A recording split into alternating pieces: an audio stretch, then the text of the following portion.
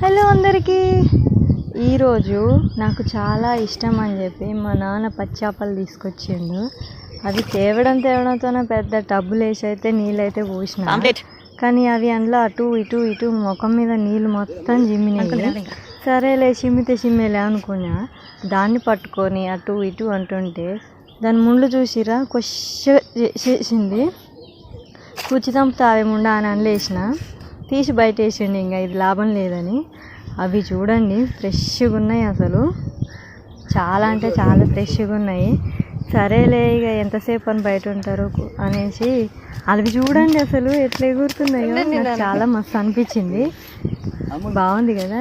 ఇక మా నాయన అయితే షురు చేసిండు, ఇక ఇట్లయితే లాభం లేదని చెప్పి ఒక్కొక్క దాన్ని ఈకలు తోకలు పీకి, ఇంకా మళ్ళీ అందులోనూ ఏంటంటే మా నాన్న పని మా నాన్నకుంటే నా పనిలో నేనున్న చేపలతో ఆడుకుంటున్నా.